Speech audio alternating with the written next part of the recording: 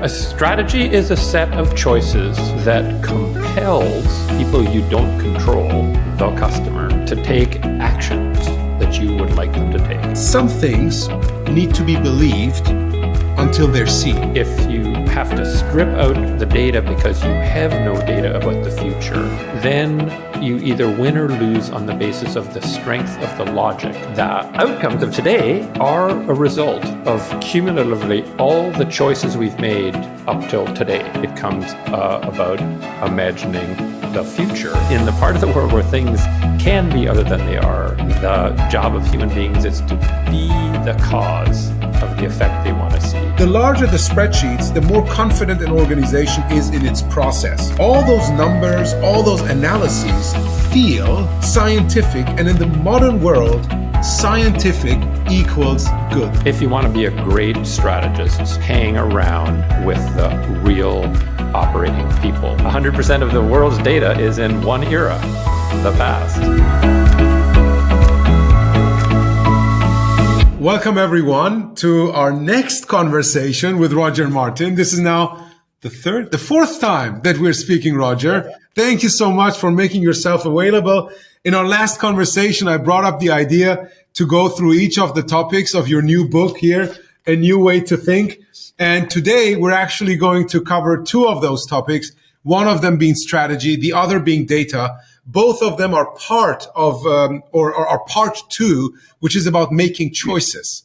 And for me, especially being a founder, CEO myself, but also working with a ton of organizations on the top leadership level, but also in teams that build individual products, I always see choice making, choice creation, and ultimately choice making as being one of the biggest bottlenecks, one of the biggest challenges they face in terms of speed, one, but also in terms of the quality of decisions that they make. And therefore, I was excited to see these two topics in your book, and I'm very much looking forward to dive into those two topics. So welcome to today's conversation, Roger. Terrific. It's good to be back.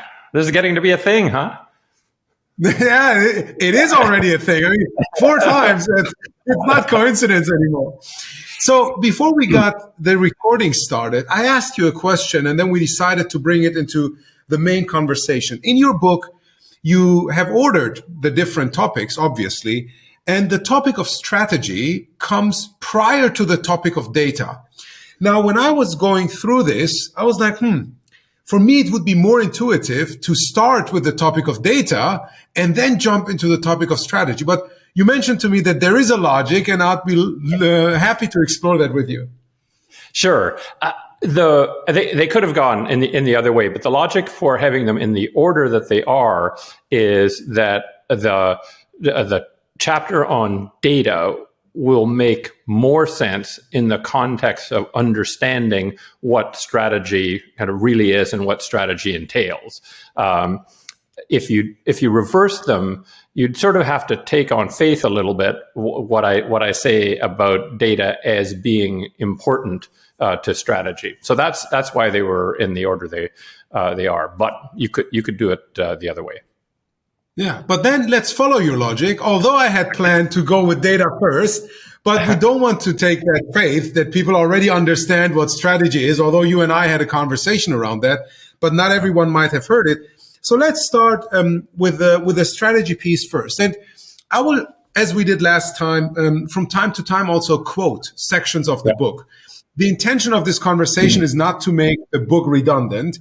It's to show people what are the topics, what are the models that people can learn by diving deeper into the book. But from time to time, there will be some quotes. So you start this topic on strategy with, and every topic has this one big theme about it. And this one is about, so strategy, what counts is what would have to be true, not what is true. So you already go into the possibility and not so much in the analysis of what is today. And you make this very specific by very big at the beginning, starting with the larger the spreadsheets, the more confident an organization is in its process. All those numbers, all those analyses feel, you emphasize that feel, scientific. And in the modern world, scientific equals good. Let's start with this quote. And go into this a bit deeper. What have you observed in organizations that bring you to write this? And what have been the implications of organizations having these huge spreadsheets and feeling this safety of science? Yeah. Well, it's been an evolution, Sohrab. I'm older than you are, and so I've sort of been at this since the early 1980s. I started my career in 1981, for what it's worth. So sort of four decades. And what has been obvious to me across that has been science has ever more kind of taken over the discipline of management, and in particular strategy. And that's part of a societally wide phenomenon, I think, which is we're getting more and more confident in science, and in the world of public policy, that's now a big thing that's thrown around. Oh, we made this decision scientifically, and if you didn't make it scientifically, that's considered a bad thing. And so I often laugh and say, if a client of mine, let's say a CEO, would have gone to the board in 1981 and said, kind of, here's why we believe this. The R squared is 0.72, which is extremely high. The board would have said, kind of, what is this crazy mumbo jumbo R squared? Like, come back and talk real business to us, right? In 2021, 40 years later, or 2022 this year, if you didn't go to the board with an R squared, they'd say, "Where's your statistical analysis?" That's how much it's changed, and so what the preponderance of being scientific and the centrality of being scientific has done, of course, is focused us all on the data about which we can be scientific. Right? Because that's the only thing you have to be scientific is data, right? We crunch the data, and here's our chart, and here's the R squared of the line, and that focuses you on the here and now, what's going on now, what is the present, and with great kind of analysis. If you're doing strategy, if you do great analysis and you are not optimizing what's going on now, that can enormously help you optimize, right? If you just say, wow, here's an opportunity, here's how things work now, and we're not taking advantage of exactly how things work now. But I think I'm sure you'd agree with me, Sohrab, is if strategy was limited to that, right, we'd never have anything new, great breakthrough kind of in the world, right? Because that does not come out of analysis of now. It comes about imagining the future, and what imagining the future necessitates you asking is this question, not what is true, right? Because that's a science question. The science question is what is true, right? Einstein was not asking the question, what could he make true, right? He was asking, what is true about large and small gravitational forces, etc. He's trying to find the truth of what is. What is around us? Absolutely. What is around us? What exists now, rather than asking a question about, well, what could be, right? And then what would have to be true for that to be a good idea? Because, as you say, the job of management is to make choices, right? Is to make real choices, do some things and not other things. And so you'd have to have enough confidence that something that would have to be true could be made true for you to make a choice to do that thing. And so that's why what would have to be true focuses you on future possibilities. What is true focuses you on simply optimizing what is. What is, and on data that you got from the past. That's right. Because last time I checked, Sohrab, 100% of the world's data is in one era, the past. What data do we have for the future? We don't. Although interesting enough, I've made this point many times. And one one of the world's greatest demographers was from the university. I was a professor at the University of Toronto. His name is David Foote, and he said, Roger, the one thing we know a hell of a lot about the future is demographics.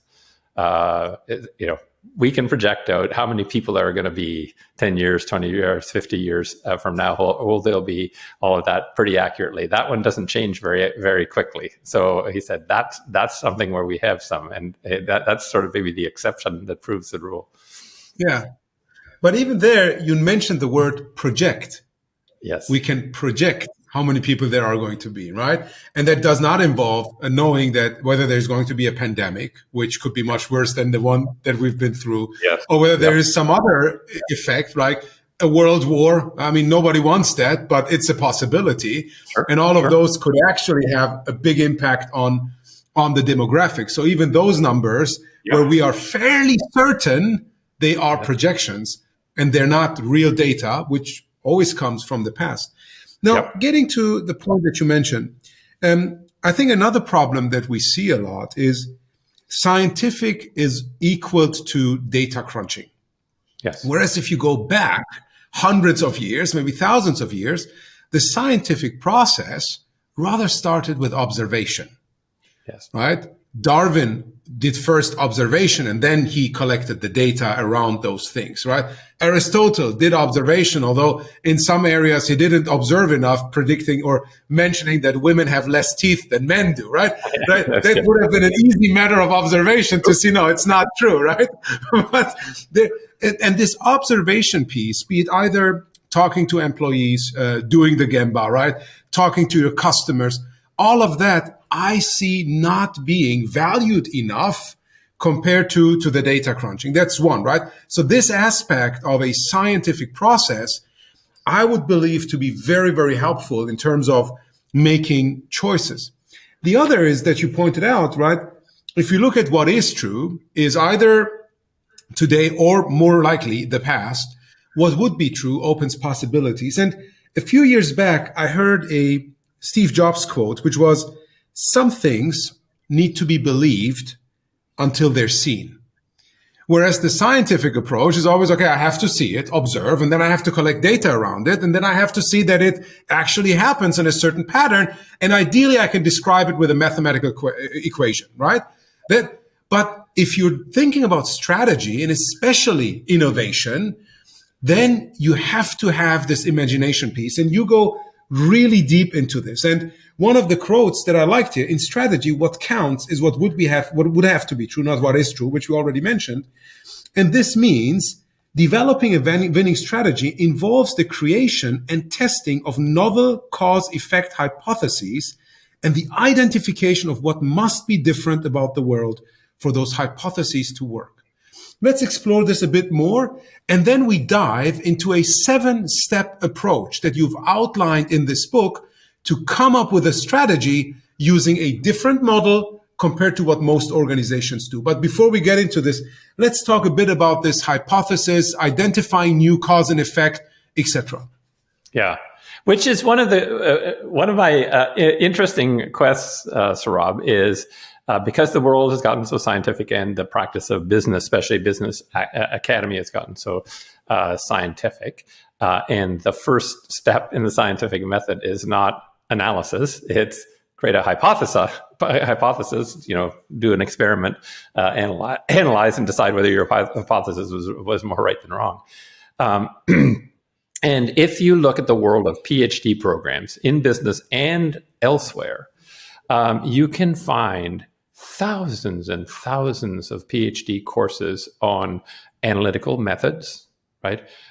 Sampling methods, data collection methods, kind of methods for making inferences, all of that. But I'm on a quest, and if you can find one, I would love to hear about it. I have still not found in any PhD program anywhere on the planet a course on hypothesis generation. Isn't this amazing? Isn't this just stunning, right? It is. It is. So I laugh and say I'm not sure where if scientists really know where babies come from, right? It's sort of like the stork drops a hypothesis down the chimney, and suddenly you have kind of a baby that you can kind of experiment with and analyze it and the like. I mean, I've talked to many like really thoughtful professors about this, colleagues of mine, about kind of why not, and they're kind of flabbergasted, right? And it's interesting. It gets to sort of a Tom Wolfe right stuff kind of thing, which is since you're not taught how to search for a novel hypothesis, right? Then it's sort of hit or miss. You either have the right stuff, like with Tom Wolfe, how do you know you're have the right stuff to be a test pilot? You're not dead. You can land your plane. You didn't have the right stuff if you go up and crash. And so one of the saddest things in the entire academic world, after having been dean for 15 years, is if you can't come up with a novel hypothesis that's interesting enough to experiment on and test, you ain't getting tenure. Right, because you'll be writing boring papers that don't add to anything, that get rejected, and then you don't have enough of a resume to, when the tenure committee comes up, they say, sorry, you haven't proven excellence in research, which is generally what you have to prove to get tenure.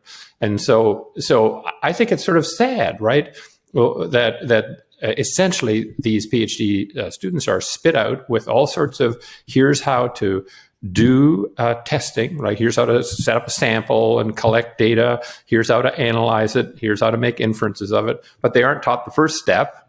And then they're sent out and said, okay, be a researcher now. So it's kind of a weird world, a world that has gotten scientific and has forgotten about your step of how do you observe the world and come up with a novel hypothesis.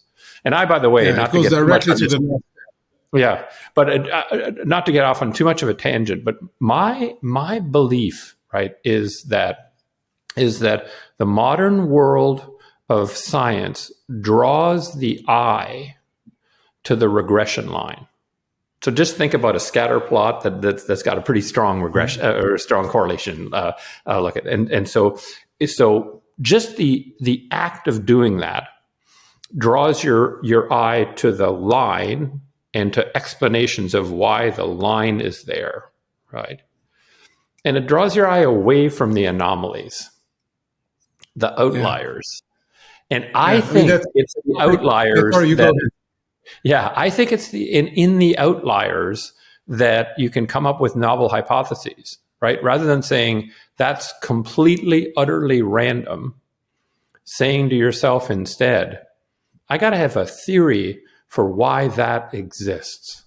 And I think that's what gets you novel hypotheses that move the ball forward. It's not the regression line that helps you; it's the anomalies. But we focus on the regression line. Yeah, it's the outliers, and I mean, Malcolm Gladwell wrote a whole book about this topic, right? The outliers. If you go through the history of some of the most innovative things, be it in medicine like penicillin or other things, they were found randomly, right? Yes. And then, but it was about that curiosity of people looking at that, and I think in that case was Alexander Fleming, like looking at that, oh, something happened to this petri dish. Yeah. So let me explore what this is, right? This curiosity, right? And not saying, oh, I did a mistake here, just throw it away. But this curiosity, like looking at the outliers, going deep, trying to understand whether there is something there. And it's not always that there is something. There might be mistakes that we make. Yep. But this curiosity, I think, which also comes with scientific thinking, this is missing. So we step a ton of the essential steps and immediately go to the last step, which is the analysis piece and trying to prove everything based on data, and today even large amounts of data. We'll talk about that in the second piece of this conversation when we talk about big data, right? I'll just give you just an interesting story. So one of the world's foremost autism spectrum disorder researchers who may someday win the Nobel Prize for it. His work is Science, Nature articles like crazy. His name's Stephen Shearer, and I got to know him because I was on the board of the Hospital for Sick Children for 10 years, and he was one of the great scientists there. And he's really explicit about it. What he says is 100% of his Nature and Science articles come from looking at anomalies that other people ignored. He said that's his method. And he has a really interesting theory about it. He says nature is brutal, right? Nature pares away all the things that have no purpose, right? So we don't have tails anymore because they had no purpose, and nature got rid of our tails, right? And he said, if you find, because he's a geneticist, right?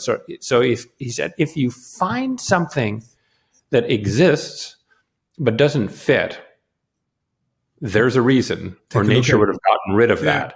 And so I go and look at that. And he says something very interesting about the Human Genome Project. He said the Human Genome Project did not sequence the human gene.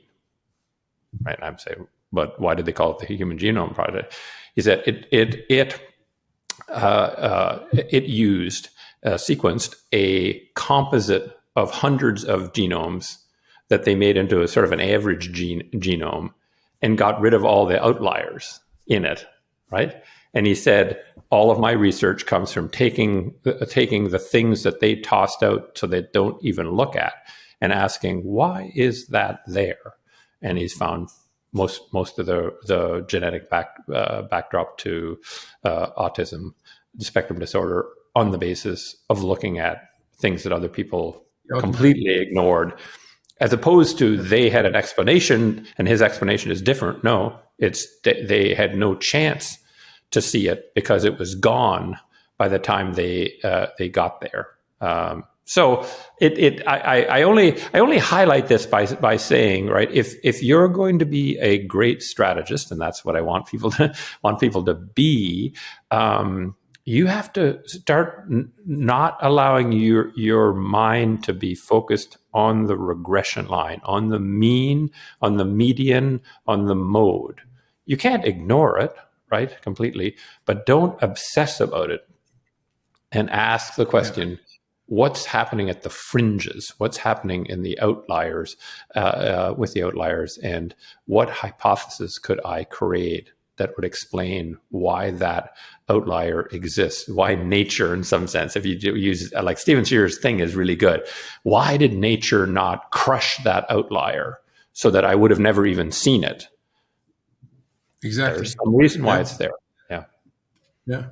Gary Hamel brings this up several times as well. Like, innovation happens on the fringe, no matter where you look, like fashion, etc. It happens on the fringe. So you need to be open to actually see that. Now, before we go into this 7-step approach about how to come up with a great strategy, which is a lot about making choices, you recently, there was a video published with you by Harvard Business Review, and that's called "A Plan is Not a Strategy." And within less than 3 months, it got more than 1 million views. I think even you didn't expect that. No. Nor did the people at Harvard Business Review. Like a phenomenal success. And I've seen a lot of people raving about it on LinkedIn, etc. A lot of positive reviews. Now, you mentioned in that specifically, and we will connect it to this video so anybody can watch it. We don't have to share the whole message as part of this conversation. But he specifically emphasized on this topic that a plan, which is what a lot of organizations do, is not the same thing as having a strategy. And before getting into the strategy conversation itself, like how to get to it in 7 steps, in 1 or 2 sentences, what is a strategy? From Roger Martin.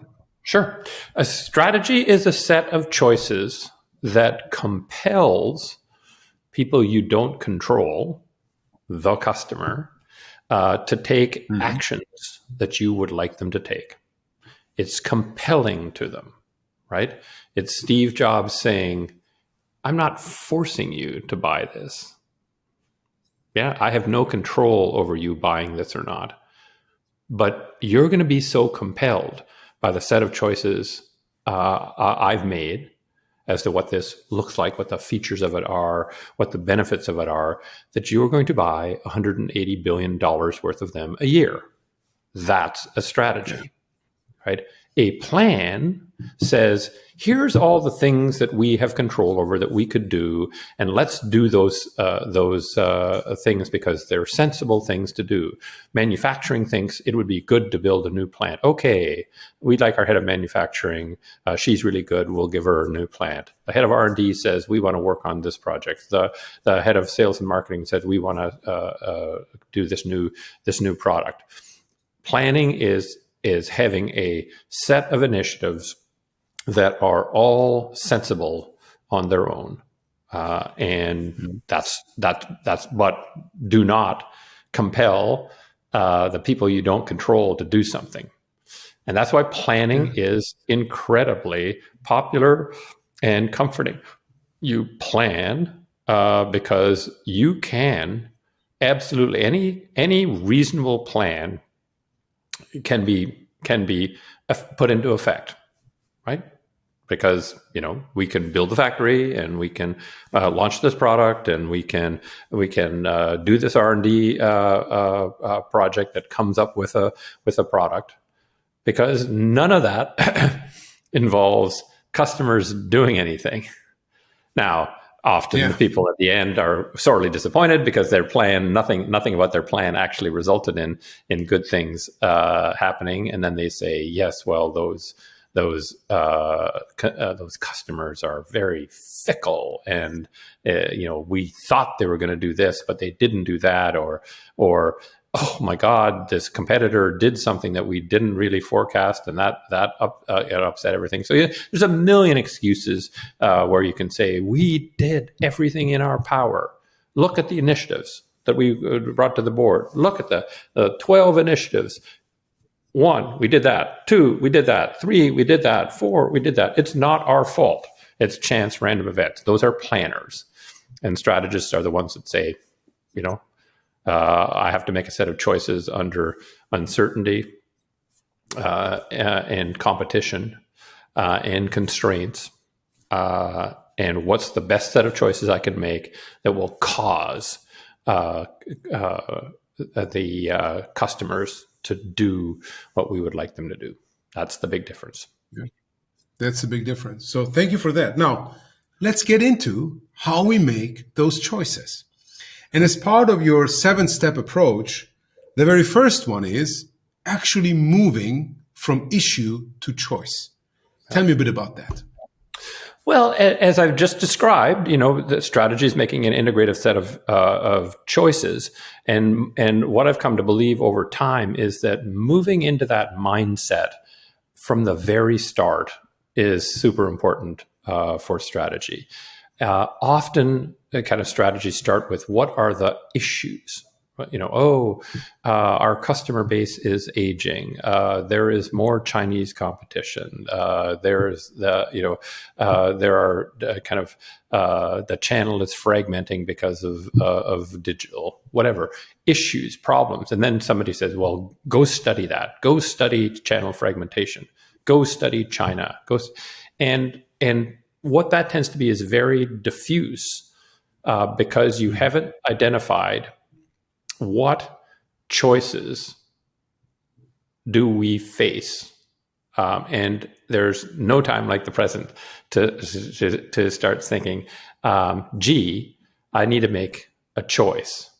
And how do I think about the need to make a choice? It's that if you ask the question, kind of what are the outcomes we're producing now? You can see what outputs are, whatever our profitability is this, or our share is that, or our share is going down, whatever. These are the outcomes now, right? And then you can ask, well, what do we wish those outcomes were? Right? That produces a gap, right, between what our outcomes are and what we wish they were. And if there's no gap, then don't do strategy. Just keep doing what you're doing. But the outcomes of today, right, are a result of cumulatively all the choices we've made up till today, right? Yeah. Every past choice accumulated together is the producer of the outcomes. So what I want people to focus on is what kind of choices do we need to contemplate making differently that would get us to step up from the outcomes we're achieving now to the aspirations that we have, and start the strategy process with that, the contemplation of choices. Yeah. And you want people, as you mentioned, like from the start, get into the different mindset, right? Yes. And then the second step is obviously built on top of the first step. Otherwise, there wouldn't be the first step. Yes. Is about now generating strategic possibilities. Now, once they've moved away from thinking about issues, but thinking about choices, it's about, okay, so what kind of possibilities are out there? And as part of that second step, you have a set of things that you want people to look at, like desired outputs, like the people that you have. I think the rules are part of this. Walk us a bit through that second step, because that, from my reading and from my experience, this becomes very critical. I'm not going to say that any of these steps is more important than the other one, but I think in that second step, you really lay the foundation for coming up with a successful strategy at the end. Yes. Well, the key thing that I would say about that step, like the one thing that's more important than anything else, is variety, right? Is because what strategy often does is focus quickly. If you do what I've said in the first step, wow, there's this gap. Well, how's about we do this? And then somebody says, okay, let's model that, and let's see how we can make whatever this is happen. And I say, no. Imagine multiple different possibilities. We could go left, we could go right, we could go up, we could go down. Very different possibilities, and in each case, they should be a description of, as I talked about in strategy, of where to play, how to win. We could play this way. We could expand, let's say, our customer base into new customers, right? Or we could narrow it, right? Or we could shift our emphasis and how to win, and we would seek to do better than we're currently, because we're not winning as much as we need to win, by doing the following. So it's sort of a set of different possibilities of essentially where to play, how to win, and get a variety. Right, and at this point, I say in the process, I will not countenance anybody saying, "I think that's a dumb idea." In fact, I'm pretty brutal on that. I'm not interested in any opinion at this point on whether it's a good idea. I just want a bunch of ideas at this point, but they have to be tied to that gap, right? You need to tell me a theory of how that choice would fix the gap that we've just identified. If you can't do that, it's not a useful possibility, right? I don't want to hear that would be undoable, right? Because we're going to worry about that later. What I want to know is that you have a theory that says, if we made that choice, we could make that gap go away. We could make that gap go away. Now, you also emphasize on that you are very strong on the fact that you don't want a team, a group of people, just come up with one thing. Right. You want them to definitely have more than one, because if they only come with one thing, they haven't actually explored possibilities in plural, right? They probably have already, based on their past mindset, neglected a ton of ideas, thinking about feasibility and all of that. But you don't want that to happen. You just want the connection between the gap and then the theories that they come up with. As long as that's there, having multiple possibilities is a great thing. Another thing that you emphasize. Can I just say, Sohrab, I want to give due credit to the design movement, right? I got very influenced by the design movement. I got it was a wonderful opportunity. I got to know, and I worked very closely with David Kelly and Tim Brown and all the wonderful folks at IDEO and other design firms, Design Continuum and the like. And if you hang around with them long enough, you can just see that it is just completely ingrained in their minds that unless you have variety, unless you have volume, you're not doing your job, right? They would never, like a David Kelly or Tim Brown, if they came out of an initial meeting on kind of, a design strategy. Yeah, here's the one thing.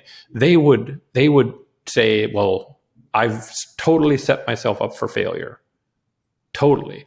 And they would go back into that meeting and say, we're not ending this meeting until we have 7 or some big number. So I was not there to that extent until I really got ensconced in that world. And I think they're just right. It's human nature. It's like a lot of these things are related, Sohrab. Like it's back to the focus on the regression line, right? In some sense, coming out of the meeting and saying, this is our most likely probability for success. And let's really focus on that. That's like focusing on the regression line. Exactly. And you're never going to find the outlier that's going to make a huge difference to the prospects of the business. So absolutely, variety is key. And this is why having different kinds of people in the meeting is a good idea. I always liked the Angela Ahrens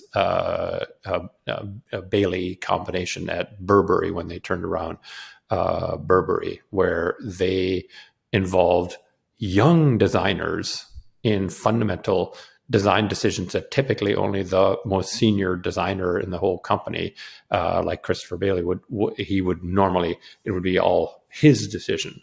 They reached down to the very youngest because they wanted a greater variety of interesting ideas that they would not come out of their own brains, right? They would come out of the brains of young folks, people from their Asian business, which was growing at the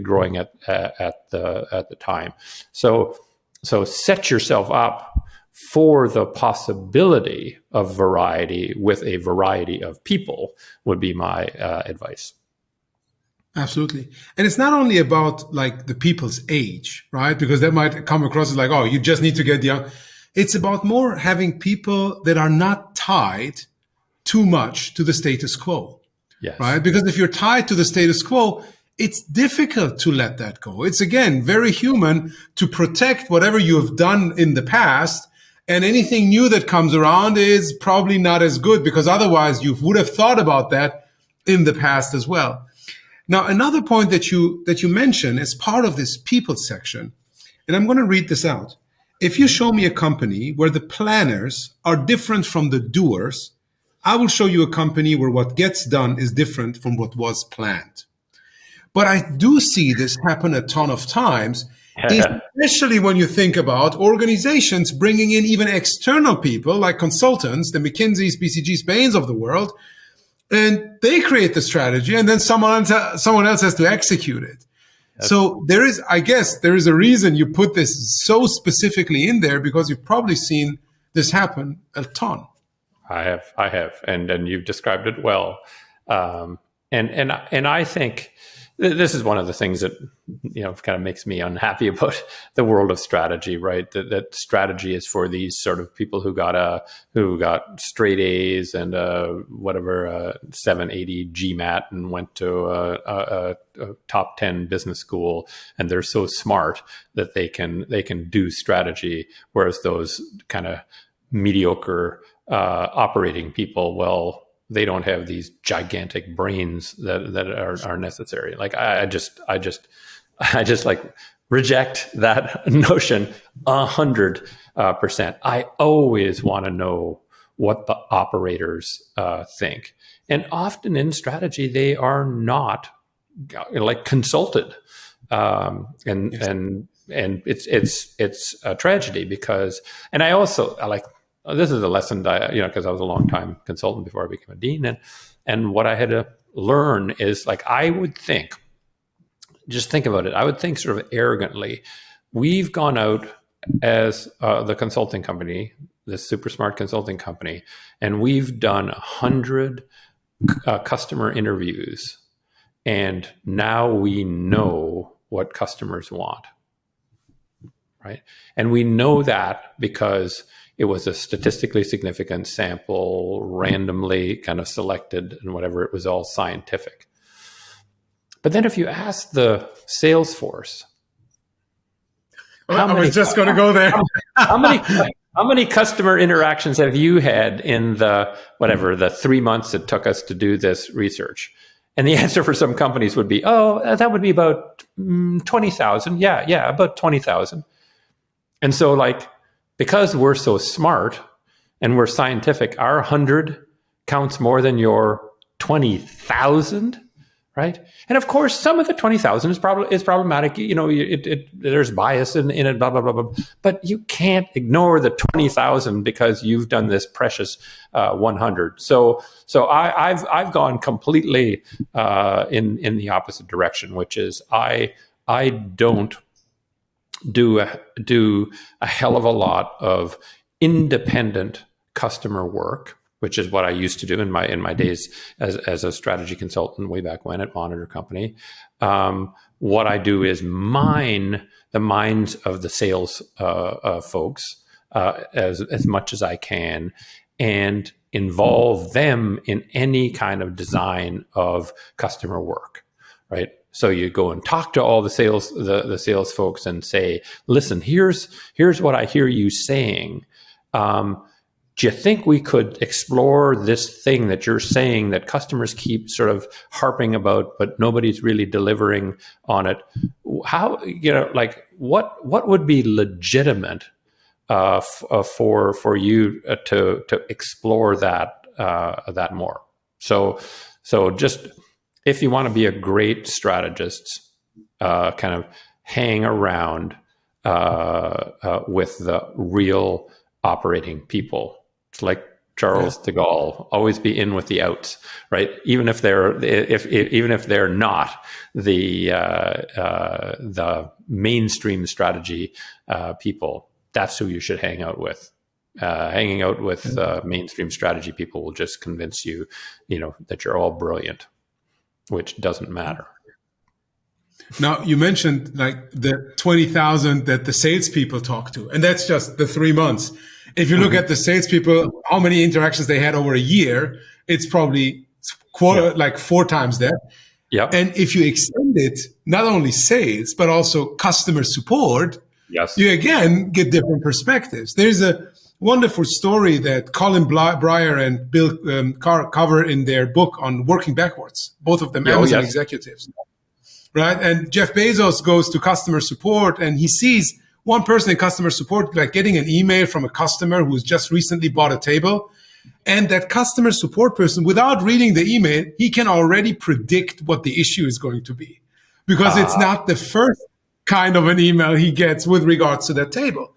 And then he starts speaking to Jeff and says, you know what? We should actually have this table packaged in a different way, and it should be displayed in the website in a different manner, because then we would get less customers asking about it and asking us to take it back. And then Jeff Bezos, he had just previous to that read about Toyota and the Andon card. He's like, oh, we need this in customer support, because they realize where the real issues are. And that's where this customer obsession also gets extended to customer support and the interaction with across different teams. And I think this is so important, that those 100 customer interactions that a consultant has are not going to equal anything close to what customer support, sales, marketing, etc. do. Now, they're a rounding error. And again, it's the arrogance of science. It's a rounding error, but it's scientifically done. Randomized sample, analyzed properly, 2 standard deviations from the mean, all that. It's the arrogance of science that overwhelms the practicality of the people in customer service. Absolutely. Yeah, absolutely. Now, we've come up with possibilities, possibilities in plural, so more than one. Yep. And the interesting piece starts for me specifically here. So you can everything we've done so far is very similar to design thinking. and maybe this piece as well, but you say you have to specify the conditions for success. And this is the piece where you don't ask about like, what kind of data do we have to support any of these possibilities? It's more about thinking, what would have to be true in order to say, hey, this is a great choice if we actually select this to be a piece of our strategy or the strategy. And you tie that with identifying the barriers to that choice. So this is step 3 and step 4. Walk me quickly through this, maybe with an example that you have at hand. I'm sure you have a ton as there are in this book, but like, what are some of the questions to ask? What is the approach to take? Who are the people to involve? How do we run this conversation? All of these elements. Sure. The question is, what would have to be true at this point? It's reverse engineering, essentially. From an engineer's perspective, it would be reverse engineering. It would be to say, okay, if we were going to do this possibility, kind of what would have to be true for that to work, right? Yeah. It would be like, I don't know, Steve Jobs saying, well, I want to sell this little white wheelie thing that's really another MP3 player for 3 times what current MP3 players sell for. That's the possibility. Well, what would have to be true for that to be a good idea? What would have to be true about customers? They'd find it so incredibly valuable that they'll pay 3x for it. Kind of what would have to be true about competitors? Competitors couldn't replicate immediately kind of what we're doing. It's those kind of things that you'd have to specify about the possibility for it to be a good idea, right?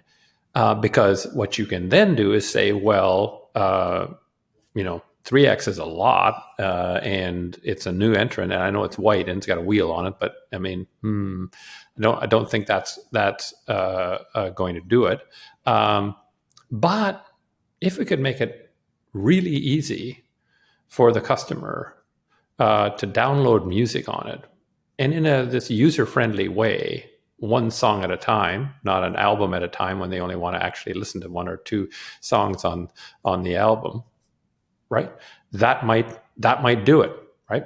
So you ask what would have to be true so that you can figure out what are the barriers. The barriers, that's an insane price. Then you can ask the question, how could we come up with a way around that barrier? And that's what Steve Jobs spent his career doing. He didn't formally use this process, but that was his thinking. He imagined possibilities. I think asked what would have to be true, right? And then figured out what of the things that aren't true now we can make true, and how do we make that true, right? Part of 3x the price. Part of 3x the price would also be it could hold like 3 or 4 or 5x the number of songs, right? Yep. Which is then later their ultimate slogan, 1,000 songs in your pocket. But it starts with that question, right? What would have to be true in terms of desirability, in terms of feasibility, in terms of viability for the business, then thinking about the business model. So a lot of those questions, and you have a list of things to basically check, right? With regards to these conditions. Yes. Now, once you identify them, if I can just say, what I tend to find is there are going to be what would have to be true questions about the industry, what would have to be true questions about the customer, what would have to be true questions about our capabilities relative to competitors, what would have to be true about our costs, and what would have to be true about competition for this to work. So there in the book there's this little format that says here's kind of a checklist. Ask what would have to be true in these categories, and you'll generally be able to get to fairly reasonable answers. And then you have a picture of the things that, if they were true, would make possibility A a great idea versus possibility B versus C versus D. And I hope I keep being a fruitful thinker, Sohrab. But if I ask the question in the first 41 years of my career, what's the single thing I think is most helpful and important is that question, actually. I think it's the most important thing I've come up with, which is ask what would have to be true, not what is true, for what it's worth. Now I got to come up with another when I was reading this, when I was reading this, I was thinking about a consulting project. Actually, my last consulting project is at Bain. Yes. It was a Korean company that wanted to. They were producing like all sorts of plastics, like polyethylene, polypropylene, etc. And they were thinking about expanding to the European market, mainly Germany. And so they hired the Korean team at Bain, and that team also reached out to Bain Germany. They wanted someone on the ground to do some analysis. Now, we basically went through what you are outlining here. But back then, I didn't have this framework, right?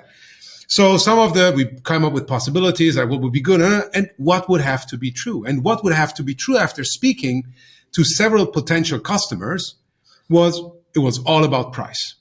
Because in this market, the quality of the product, right, it was like basically out of gas or oil, was almost more or less the same for everyone. It didn't matter whether it came from Qatar, Saudi Arabia, or South Korea. Yeah. So it was all about price.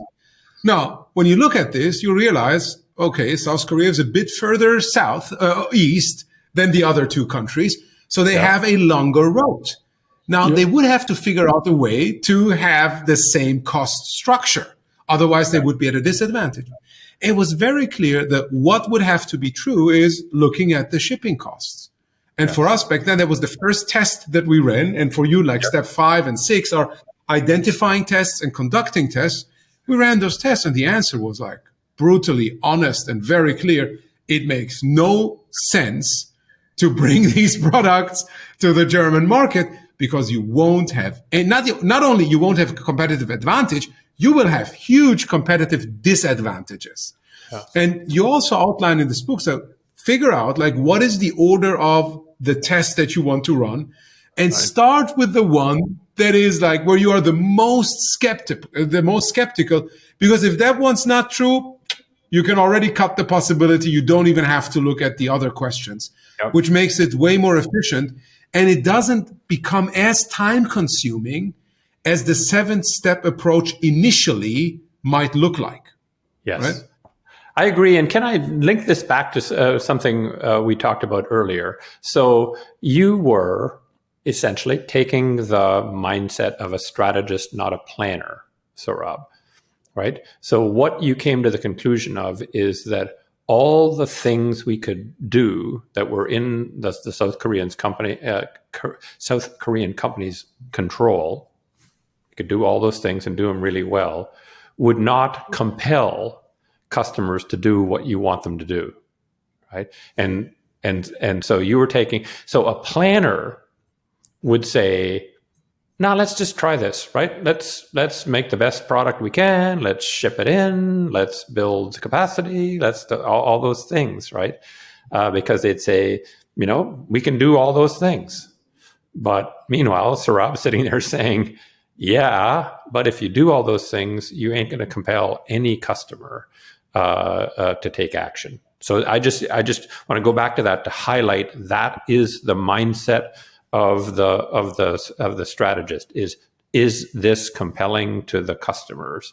It may be hard work, it may be investment, it may be you doing it all as well as you possibly can. That and $4.99 will buy you a decaf latte. It just doesn't matter if it will not compel the customer. To the customer, the person you cannot control. That's I think an important addition that you always do. So this time I did. Absolutely.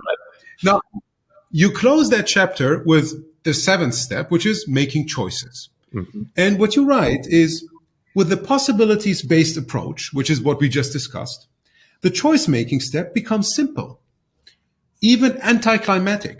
The group needs only to review the analytical test results and choose the possibility that faces the fewest serious barriers. And I've seen this happen in product development as well.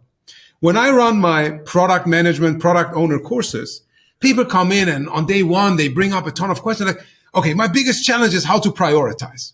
I'm like, okay, I get that, but we need to go through a few things first. And when I walk them through these things, right, we start with a customer analysis, right, empathy mapping, whatever. We go into creating a product vision, creating a business model, creating all of it, and then developing a list of requirements, which is the product backlog. And only then we go into the prioritization. Suddenly, I asked them, like, no, how did prioritization feel? Like, oh, that was super easy. I'm like, why? They're like, because we did all of these steps before. So when I was going through that book, I was like, yeah, that's exactly the same thing. If you do those things, right, you start with your issue, not the issue, but the choice. Yeah. Then you create the different possibilities, right? You try to have many of them. Then you come up with creation, like barriers of satisfaction, etc., right? What needs to be true, not what is true. Then you run your tests based on the things that you're most skeptical about. Then the choice in the end becomes more or less obvious. Yes. Is that the case? Did I interpret it correctly? You are absolutely right. And to contrast, if instead you start as most strategy processes do, if you just looked at strategy processes overall, they start with a SWOT. They start with some issues. Got some issues. Let's do a SWOT. You get to the end, right? And people are saying, well, you're kind of like, what should we do? Because it hasn't driven you toward choice. It's driven you towards collection of mounds and mounds of information. And that's the sad thing. And that's because, again, there isn't this laser-like focus on a set of choices that compels somebody you do not control, right? That is absolutely the case. And you know, this is sort of recursive in many respects. That's employees too. Like, you know, last time I checked, we kind of outlawed slave labor a while back. And so employees are not your slave. You do not control them. You have to have a strategy for compelling them to want to spend a chunk of their life with you, right? And if you don't have a strategy for that, you know, you're going to get in trouble. And, you know, the world now is noticing that with, you know, massive disengagement, the Great Resignation, quiet quitting, all of those things together, right, are those people who you don't control, employees, saying, you're not compelling. The choices you've made about your relationship with me as an employee aren't compelling, and so I'm going to go do something else. So you have to have that mindset. That mindset kind of everywhere. You can have a plan for how many employees you're going to get. You have a plan for how much you're going to pay them. A plan for your benefit packages, but you know, that may not be compelling at all to the people you need to power your organization. No, absolutely. And I mean, your customers pay you with money, your employees pay you with their time. Yeah. So ultimately, they are doing something. Now, to close this chapter on strategy, and again, I mean, the conversation should not replace reading the book, but I want to just capture this. You end this section with 3 fundamental shifts in mindset. The first one is, instead of what should we do, what might we do? The second one is, instead of what do I believe, to what should I have to believe? And the third one is, what is the right answer to what are the right questions? And these questions you mention, you're saying genuine inquiry must lie at the heart of any process that aims to be scientific. So going back to how we started this conversation, you're not making the case that a scientific approach is necessarily completely wrong, but it's more about skipping a lot of these steps we talked about, like observation, inquiry, and all of that, and just jumping to the data analysis is not going to be successful for an organization. And by the way, it's also not scientific. Yes. Is that correct? That is correct. And that, for what it's worth, that's the biggest beef scientists have with me. They don't like the degree to which I'm critical of it. And they'd say, no, Roger, a true scientist kind of would never do what you describe. And I say, well, to them, most of them are scientists who aren't in business. It says, well, you just don't understand what goes on in the name of science in business, which is this whole skipping of those important steps that you mentioned, and going right to as long as we crunch a lot of data, we're being scientific. So I think the great scientists kind of know that.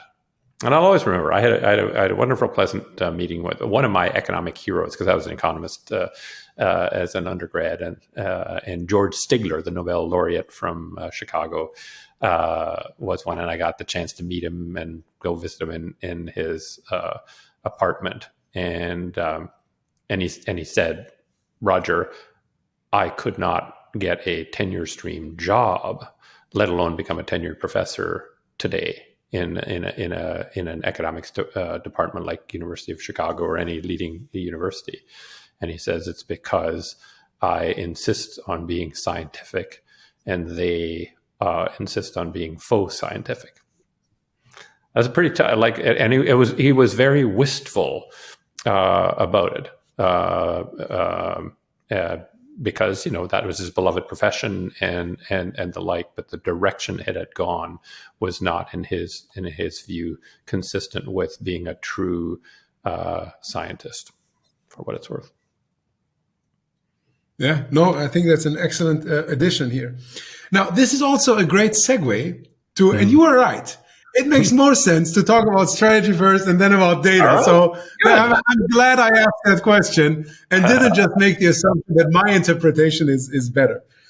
And the segue is the following. You start this section about data with quoting an Ernst & Young study, where they say big data can eliminate reliance on gut feel decision-making. And you continue that by highlighting how the MBA programs today have become more of something where they try to have this hard science data approach to things.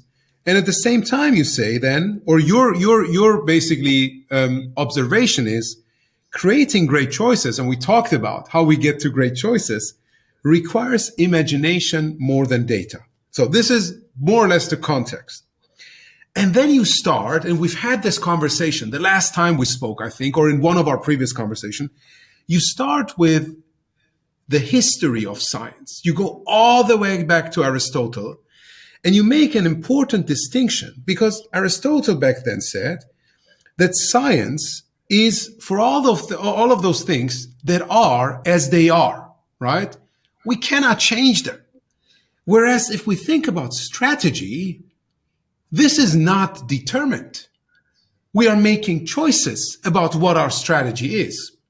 Apple could have made a choice to stay in the pure computer business. Instead, they made a choice to go into music players and then later phones and so on and so forth. So that was not inevitable. That was a choice they made. And Aristotle himself specifically says that for those things that can be different as they are, the scientific mindset or approach is not necessarily the right one.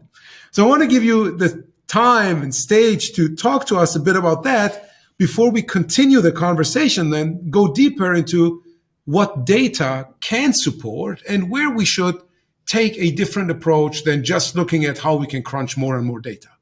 Sure. Yeah. So we all owe a great debt to Aristotle, because he was the first scientist, really. He was the world's first scientist. People think the scientific method was created by Newton, Bacon, Galileo, Descartes, depending what country you're from. But really, they formalized the method that Aristotle created, which was to kind of observe, collect data in order to determine what he referred to as the cause of the given effect. And Analytica Posterior, his book about that, is the most foundational text in all of the history of science. Everything builds off of that. But what people just ignored is that he created this distinction and actually warned. He said this method, as you said, this method is for the part of the world where things cannot be other than they are, right? And there are parts of the world where that is true, right? You were born, Sohrab, and that means you're someday going to pass away, right? We can't change that. We can't change the fact that if I let go of this, it is going to fall, right? This pen in my hand is going to fall, right? Those are immutable laws of nature. And so what Aristotle said is, in that part of the world, use the scientific method. Now, if you want to be statistical about it, there's a good reason for it, right? Because what we know is if you want to make inferences to a universe from a sample, so a whole bunch of droppings of a pen, that's a sample. That's not all the pens that have ever dropped in the world. That sample has to be representative of the universe, right? And so if we combine that with the fact that all data is from the past, as of the time of analysis, every single piece of data that you could possibly analyze is from the past. Even if you've just run an experiment quite recently, it's still in the past. Well, what would make that representative of the universe that you are trying to understand? It would only be representative if the future is identical to the past, right? And so for some things, we're pretty confident. I think next week, when I let go of this pen, it's going to drop. And it's going to drop in Florida. It's going to drop in Germany. It's going to drop in Antarctica. It's going to drop everywhere on the surface of our planet. And so statistically speaking, right, now that we have all that kind of knowledge of statistics, we are drawing a representative sample by looking at the past, right? Then Aristotle created this distinction. He said, well, there's another part of the world where things can be other than they are. And again, if you use this iPhone, right, how many smartphones were there in 1999?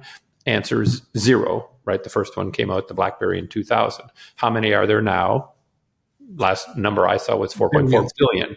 4.4 billion of them. Well, that's a future, right, that is decidedly different from the past. And what Aristotle said is statistically pretty simple. He said basically that if you draw a sample from the past to try and understand the universe, right, it's an unrepresentative sample, because if you did that sample in the future, it would be different. If we sampled in 1999, hey, we'd come up with the conclusion that, well, smartphone demand, I don't know, who knows, it's pretty low. It's probably not going to be pretty high. If you did that in 2022, you'd say, well, smartphone's the most important product on the planet, and there's more of them on the planet than anything other than people. Well, that's because those are two different samples. So what he said, though, that is hard for the modern business person to get through their heads is not, you have to modify how you use the scientific method or whatever. He said, don't, right? Literally, the father of science said, in that area, do not use it. And what he said instead is, you must imagine possibilities and choose the one for which the most compelling argument can be made. And the business world has ignored the father of science completely and utterly, and uses science for both parts of the world. And for me, again, as a business school dean, or ex-business school dean, thankfully, it's amazing to me that virtually every MBA program these days has a first year's required stats course. And in that stats course, the statistics professor will dutifully explain about representative samples and how you can make sure your sample is representative, and you should never, ever, ever make an inference to a universe of a sample that's stratified or biased or whatever. Don't go there. Then they walk across to the next classroom and go into finance or marketing or strategy, and they are literally told to make decisions scientifically by doing samples and then making a decision on the basis of that. Right? The conflict between those things is so extreme. It's amazing.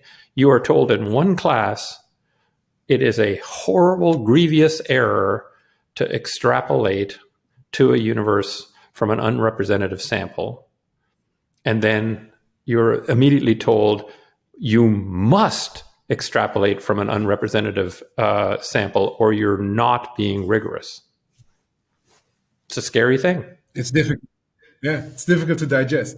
So based on that, you go into the following point, and you already touched about it a bit, saying executives or people, whoever wants to make choices, actually, right? It doesn't have to be the people at the top. Everyone in the organization is affected by this, both at work but also at life, to distinguish between the things that can be changed, right, and the ones that cannot. Yes. And then focus mainly on the things that can be changed. But even within the things that cannot be changed, and you give the example of a bottle company that within the laws of physics still figured out to change the process because they imagined how things could be different. Right. Still first principle thinking, like the laws of physics in place, all of that. But still that can and cannot thinking help them come up with a different approach. And based on those things that can be changed, you then make the case, and you just mentioned this as well, that other than having data, you need to construct a persuasive narrative. And the interesting thing is that the father of like coming up with a persuasive narrative is the same person as the father of science, being Aristotle. Yeah. Now, walk us through this, not necessarily what the narrative can be, but you can also capture that. But the importance of coming up with the narrative, how to have it, then how that narrative results in conversations. And ultimately, the bigger topic today is making choices, help us make better choices with and without data. Yeah. Yeah, no, this is the thing that, again, people, everybody who's ever studied the history of science has read Analytica Posteriora, Aristotle's book on science. And like almost no one in the world, I bet the number of people in the world who've read Rhetoric, his book on how you make decisions in groups in the part of the world where things can be other than they are. I bet there aren't 10,000 people in the world living today who've read Rhetoric, because it's not taught anywhere, whatever. But it's this book that essentially talks about how you have to make decisions and the skills and capabilities you need to make them in this part of the world where you're trying to invent a future that doesn't exist. I mean, and he was quite lyrical about what he said. He said in the part of the world where things cannot be other than they are, right? Essentially, the job of human beings is to understand the causes of the effects we see, and then essentially to optimize to those, right? So if we see tens of thousands of people dying from cancer for smoking, we can then try and optimize and try and discourage people from smoking, because lungs and nicotine aren't going to change, and that's always going to happen. But he said, in the part of the world where things can be other than they are, the job of human beings is to be the cause of the effect they want to see. Which, and I don't know if Mahatma Gandhi was a student of Aristotle or not. I don't know. He was classically trained and brilliant, obviously, but in some sense, be the cause you want to see in the world is so Aristotelian. If he were alive today, I would love to know that came. But that is your job in some sense. What he assigned you, your job is to be the cause of the effect you want to see, and the method for doing that is to imagine the possibility that you would like to see, and then figure out how you can engage in dialogue, kind of argumentation with the people necessary to build the consensus around the pursuit of that possibility. right? And so, and his book's called Rhetoric, which later became kind of a term for empty argumentation, right? For Aristotle, it was sort of the fundamental kind of thinking approach. And for me, my interpretation of it is what Aristotle said is, if you have to strip out the data because you have no data about the future, then you either win or lose on the basis of the strength of the logic, right?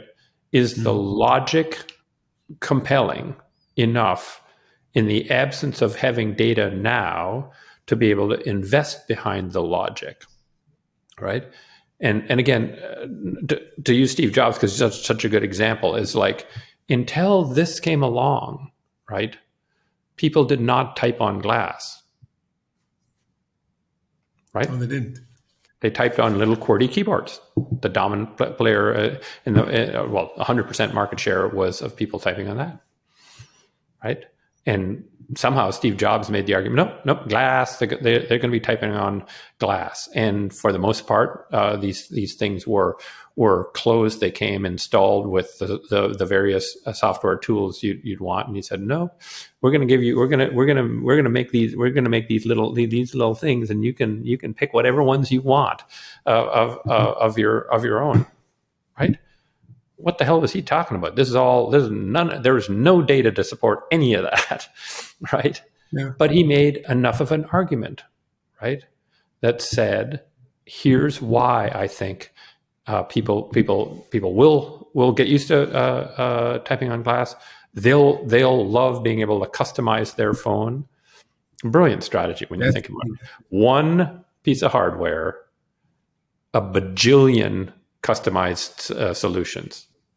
And not only that, you are in control of the customization entirely. So he made an argument that said this could be a different way of doing this, and he was the cause of a new effect, of an absolute explosion in the use of this, an explosion of an ecosystem of hundreds of thousands of developers who are just developing to get a tile on that screen, zero of which Steve Jobs pays for, right? It's like perfect.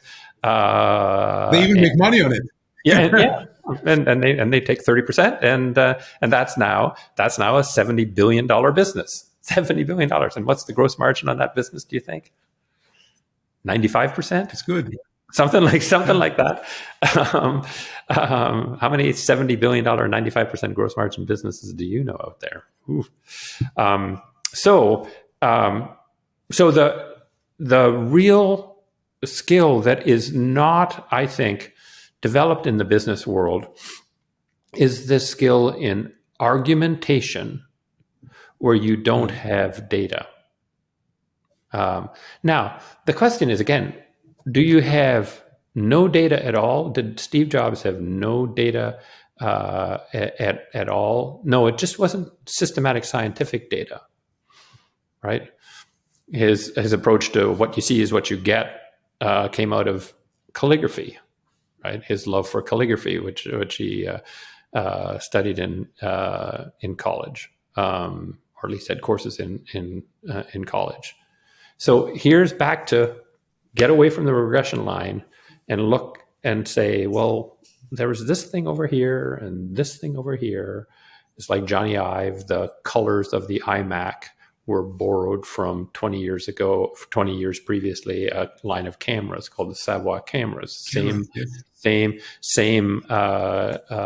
Pantones, exactly. So it's not as though there's an absence of data entirely. The question is it scientific data? And the answer is no, it is not. And so it's not claimed as that. Johnny Ive didn't say, I'm positive that customers will love these tangerine and grape and peach colored computers. But he said, there's a reason to be confident of it, and we'll have to convince them. It's a good idea, and be the cause of the effect that we want to see. So that's...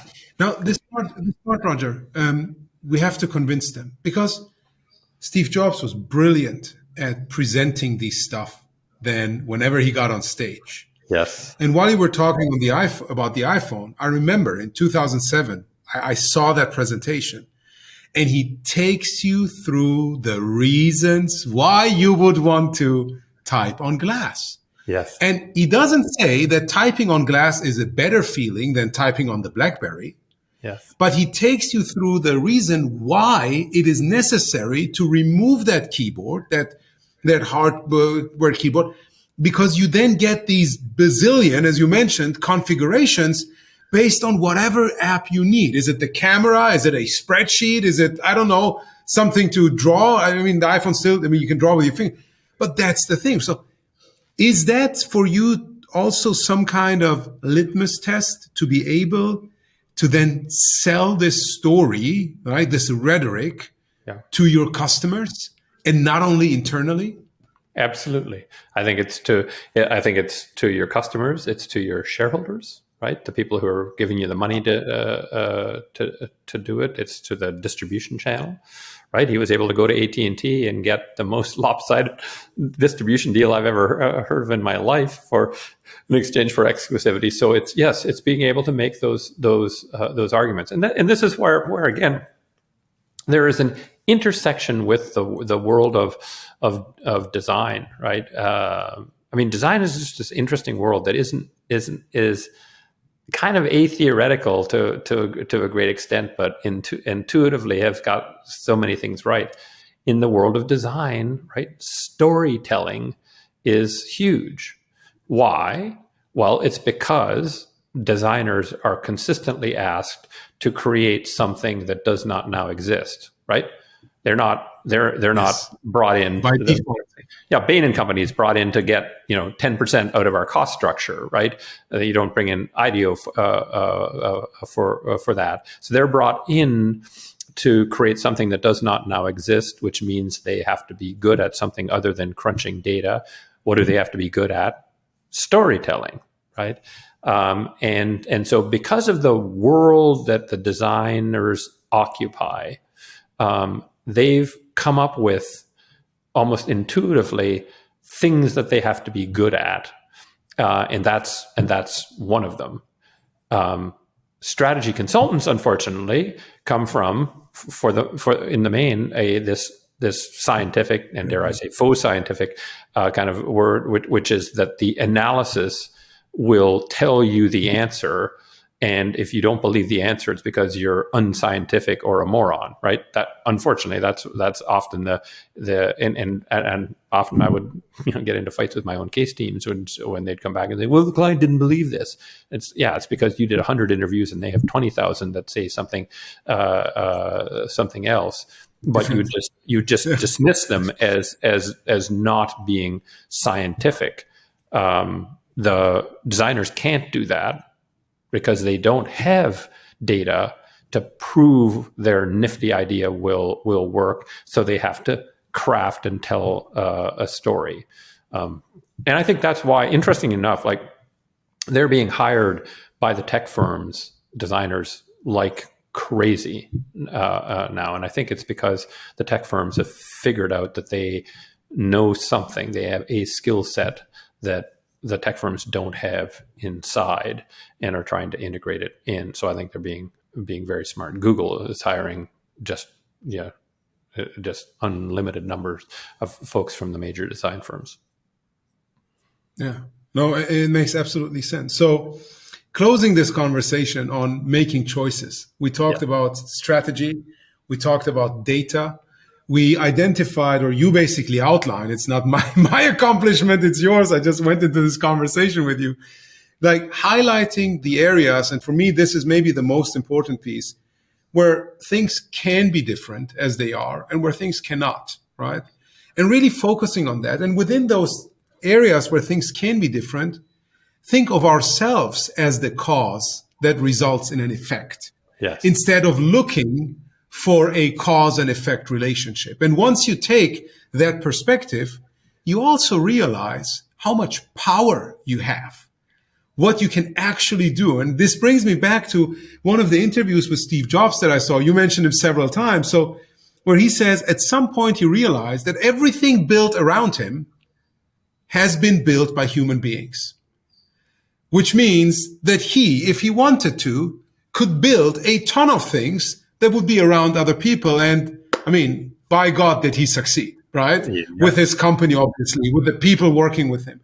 And I think having that agency, being aware of the power that we have, either being products that we build, strategies that we create, organizations that we build, like voluntary work that we do, that is truly inspiring for me, because that brings me with a completely different also sense of urgency, but even like excitement to work, because I realize it's not about just doing everything that I've been doing so far. And my life is not determined to be something. I'm not destined in a certain direction. I can take agency. I have the power to do this, but I have to focus on the things that can be as different as they are, and let's focus on those things that cannot be, take them as a given, try to improve around them.